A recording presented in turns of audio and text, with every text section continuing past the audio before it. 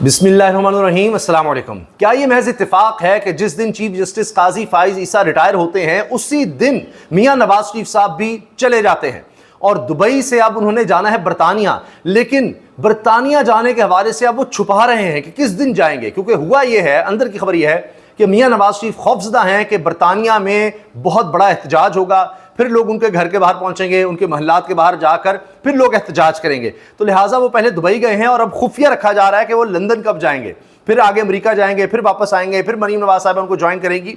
लेकिन काजी फाइज ईसा साहब chief justice बने तो मियां नवाज शरीफ वापस आए, तो उनके केसेस खत्म हुए, तो उनको रिलीफ मिलना शुरू हुए और उसके बाद ही इलेक्शंस करवाए गए।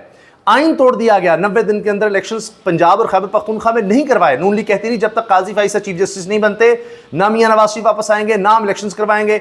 अब जब वो गए हैं, जिस दिन गए हैं, आज रिटायर हुए, आज ही मियां नवाज शरीफ भी चले गए, तो ये महज इत्तेफाक है? ये चक्कर क्या है, इस पर बात करेंगे। और दूसरी तरफ एक काजी फाइज ईसा के रिटायर होने की देर थी कि तहरीके इंसाफ की तो मौजें लगती चली जा रही हैं, कैसे कैसे रिहाइयां हो रही हैं। एक ही झटके में 78 लोग रिहा हो गए, 78 लोग।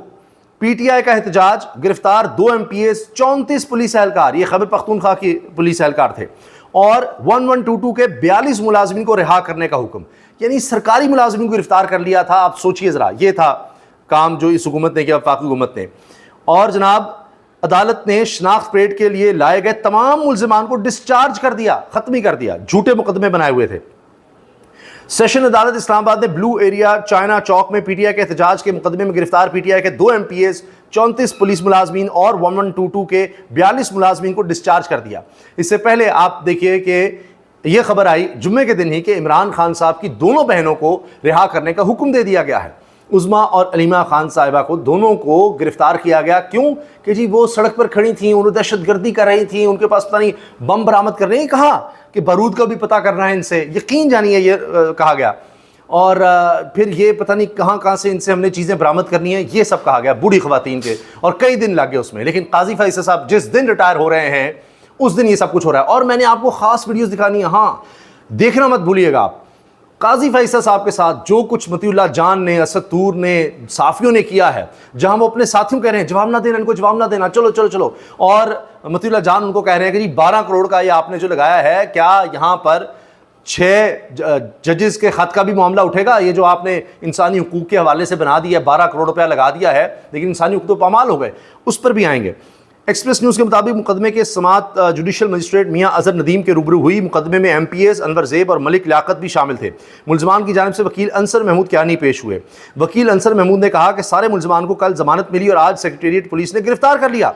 जज ने पूछा क्या मुल्ज़मान ने मेरिट पर तोड़फोड़ की, डकैती की, वहाँ दहशतगर्दी की दफ़ा नहीं बनती थी? कल जिन मुकदमात में जमानत मिली इनमें भी ये सब मुल्ज़मान नामजद थे। पुलिस ने कहा थाना सेक्रेटेरिएट और थाना कोसार के मुकदमे में 2 घंटे का फ़र्क है। ये वही मुल्ज़मान हैं जो थाना सेक्रेटेरिएट के मुकदमे में गिरफ्तार किए गए। बाद में अदालत ने शनाख्त परेड के लिए लाए गए तमाम मुल्ज़मान को डिस्चार्ज कर दिया। आप देखिए कितनी 2 नंबरी है कि एक मुकदमे में जमानत मिलती है, अगले मुकदमे में गिरफ्तारी डाल देते हैं। ये तो इस हुकूमत की 2 नंबरियाँ थी। अभी भी 2 नंबरियाँ जारी हैं। अब हुकूमत नया काम डालना चाह रही है, क्योंकि अब इन्होंने सुप्रीम कोर्ट को खिलौना बना लिया है। यही होना था, 26 आईनी तरमीम लाई इसलिए गई थी। ये जो समझ रहे थे ना कि मंसूर अली शाह साहब का रास्ता रोकेंगे और जनाब बाकी मौजें लग जाएंगी, नहीं, इन्होंने सब कुछ बर्बाद करके रख दिया है। अब रोज़ यही होगा, मजाक बन गया है। हुकूमत का supreme court practice and procedure act में मजीद तब्दीली का फैसला। कमेटी में 3 की बजाय 5 जजेस शामिल होंगे। अमीनुद्दीन खान और जमाल खान मंदोखेल को शामिल करने का इम्कान कि जी इनके अपनी मर्जी के जज हों, अपनी मर्जी के हमारे बेंचेस बने। ये सोचिए ज़रा, पहले जनाब 3 सीनियर जज होंगे, उमरता बंदयाल को रोकने लिया, अच्छा अब वो काजी फैसल साहब बन गए हैं तो नहीं, अब मुनीब अख्तर को निकाल दो, अब किसी और को शामिल कर दो, नहीं अब नहीं, अब 5, फिर कभी 7 कर दो, 2 कर दो, 1 कर दो, ये नहीं वो नहीं फलां नहीं, अब आईनी बेंच बना दो, अब इससे निकाल दो, अब फलां जज को लगा दो, अब जुडिशल कमीशन में ये कर दो। इन्होंने अब सुप्रीम कोर्ट का बेड़ा गर्क कर दिया है।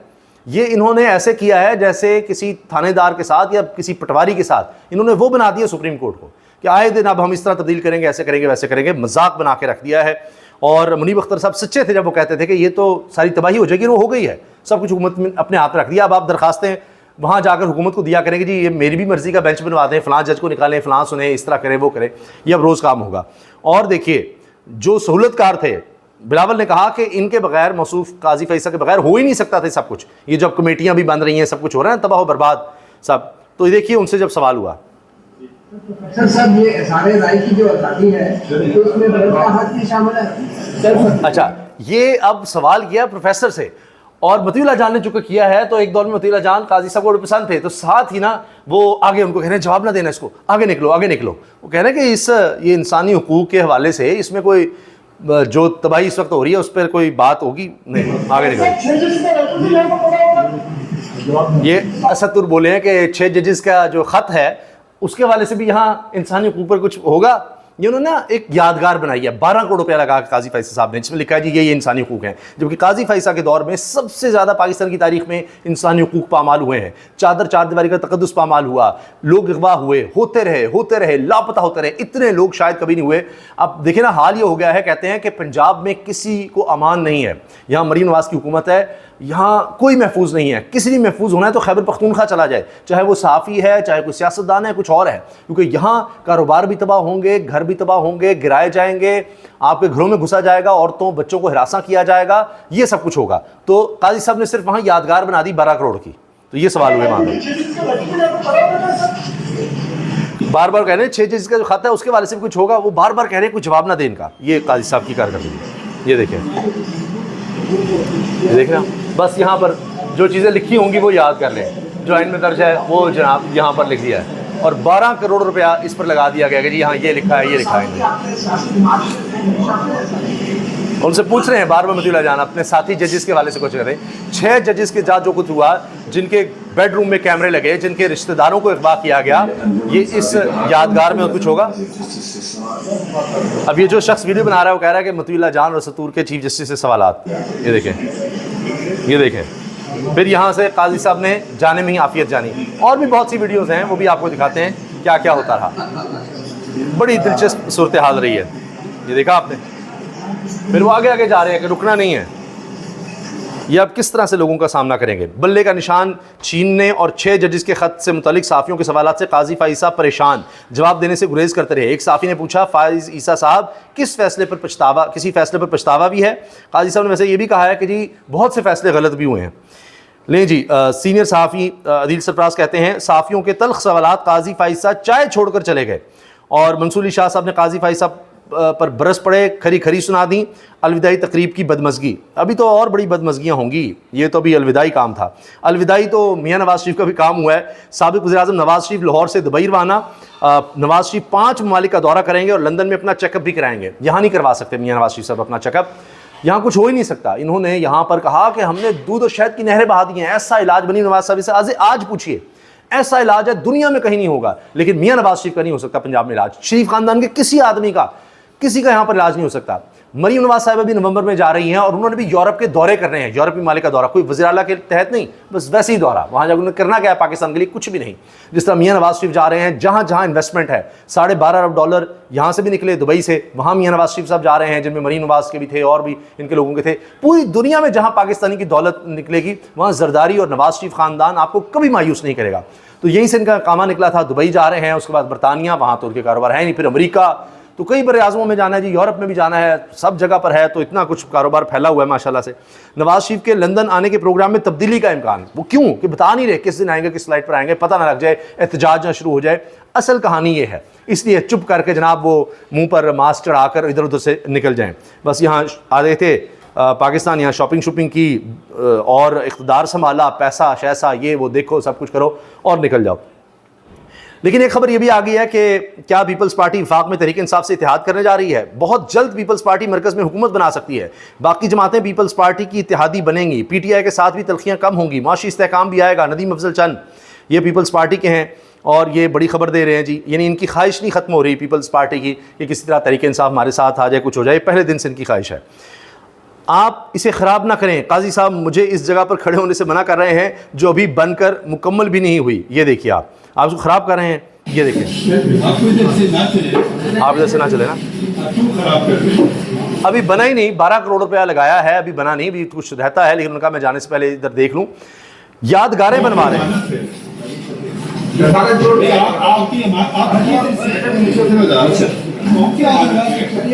सर हम भी कौम में से ही हैं। कह रहे हैं हम भी आवाम में से हैं, वहाँ पर साफ़ी कह रहे हैं, और मुफ्ती एजाज साहब कह रहे हैं जी 12 करोड़ आपने इस पर लगा दिया। लेकिन देखें यादगार पे 12 करोड़ रुपया लगा दिया है, लेकिन ये इंसानी हुकूक की यादगार है, मगर पामालियाँ देखें उस पर कुछ नहीं किया। लोग अगवा होते रहे, लापता होते रहे, यानी बहन बेटियों के साथ क्या कुछ होता रहा, वो इनको यादगार याद है।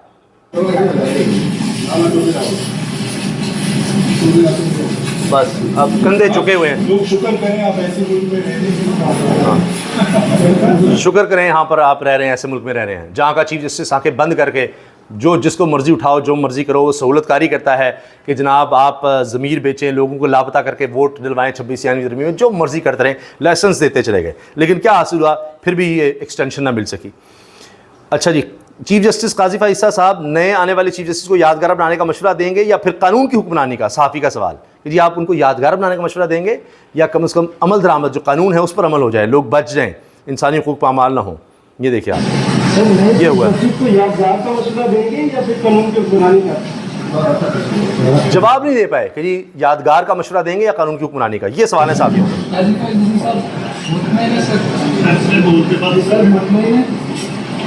काजी साहब मुतमईन है? मुतमईन है?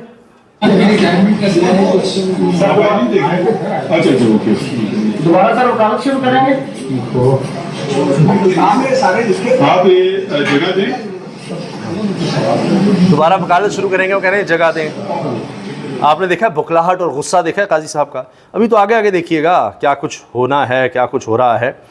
अच्छा जी, ये देखें चीफ जस्टिस काजी फ़ाइज़ साहब के गुस्से के वक्त अल्लाह ही मदद कर सकता है। जस्टिस यार फरीदी आने वाले चीफ जस्टिस, नए चीफ जस्टिस ने कहा कि चीफ जस्टिस काजी फ़ाइज़ साहब के गुस्से के वक्त अल्लाह ही मदद कर सकता है।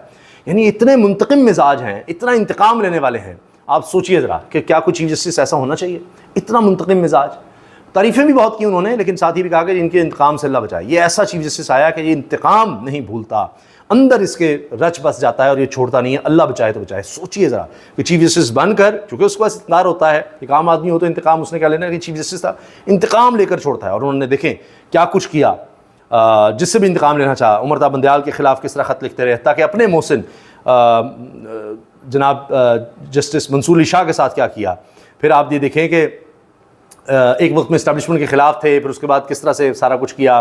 फिर इमरान खान तहरीक इंसाफ के साथ क्या किया, उनके औरतें बच्चों के साथ क्या होता रहा, लोगों के साथ क्या होता रहा। लेकिन उन्होंने पूरी सहूलतकारी की हुकूमत की कि उठाओ, जो मर्ज़ी करो, फिर ऐसी तरमीम भी ले आओ, सब कुछ करो। और वो इसीलिए उन्होंने कहा कि जी इनके इंतकाम से अल्लाह बचाए। लेकिन आखिर क्या हुआ, ये देख लीजिए आप, ये झुका हुआ सर और पीपल्स पार्टी के फ़ारूक नाइक का साथ, वो साथ बैठे हैं। बस ये था आखिरी इशाइया और अलविदाइया, और उसके बाद साफ़ियों के सवालात जो हमेशा इनका पीछा करते रहेंगे। ये सब हुआ है। तो जनाब अब मियाँ नवाज़ शरीफ साहब जब गए हैं तो उनको भी लग रहा है कि अब यहाँ रहने का क्या फ़ायदा, और अब इनके अंदाज़ भी बदल रहे हैं, इनकी गुफ्तगू भी बदल रही है, ख़यालात भी बदल रहे हैं। अब देखिए सबसे ज़्यादा गिरफ़्तारियाँ और छापे करवाने वाले राना सनाउल्लाह साहब, जिनको कहते हैं जी हकीम है, अब उनको ख्याल आ रहा है इमरान खान की अहलिया और बहनों के ख़िलाफ़ केसेस के हक़ में नहीं हूँ राना सनाउल्लाह। जब वो रिहा हो गई हैं तो इनको अब याद आ रहा है। अभी तो माहौल बदलेगा। काजी फ़ाइज़ के जाने के बाद आप देखें बयानात भी बदल रहे हैं कि जी इमरान खान की अहलिया और बहनों के ख़िलाफ़ केसेस के हक़ में नहीं। ये देखें, जो इतना जुल्म करने के बाद अब अल्फाज सुनिए। अब काजी फ़ाइज़ को भी याद आ रहा है, हो सकता है हमने बेपनाह गलत फ़ैसले किए हों। चीफ जस्टिस काजी फ़ाइज़, सोचिए, लें जी, हो सकता है हमने बेपनाह गलत फ़ैसले किए हों। तो आपने बेपनाह गलत फ़ैसले किए हैं तो फिर अल्लाह आपसे पूछेगा नहीं? सबसे सख्त पकड़ जिन लोगों की है उनमें जजेज़ हैं, उनमें काजी हैं। ये सोचिए आप ज़रा। और ये बड़े आराम से कह सकते हैं हो सकता है हमने बड़े बेपनाह गलत फ़ैसले किए हों। अब जाकर इनको ये एहसास हो रहा है। बहरहाल ये जो तस्वीर है ना जी, ये तो बस हमेशा यादगार ही रहेगी, और ये सारे माहौल को समझ करती है। मियाँ नवाज़ शरीफ आए भी इसी चक्कर में थे, चीफ जस्टिस जब भी बन गए, और चले भी फिर उसके साथ गए। अब माहौल बदल रहा है, दिन ब दिन और ख़बरें आएंगी, साजिशें जारी रहेंगी, कोशिशें जारी रहेंगी, लेकिन चीज़ें अब और तरफ जाती चली जाएंगी। और आने वाले दिनों में आप देखेंगे कि तहरीक इंसाफ के लिए लगता ये है कि और खुशखबरियाँ आएंगी, क्योंकि ख़ुद तहरीक इंसाफ कह रही है अब वो पहले वाला माहौल नहीं रहेगा। क्योंकि इतना मुंतकिम मिजाज, जिसके बारे में आने वाले चीफ जस्टिस भी कह रहे हैं कि जी इससे ज़्यादा मैंने नहीं देखा कोई शख्स कि इसके फिर गुस्से से अल्लाह ही बचाए, इसके इंतकाम से। सोचिए ज़रा, ये बात की जा रही है। इजाज़त दीजिए, अल्लाह हाफ़िज़।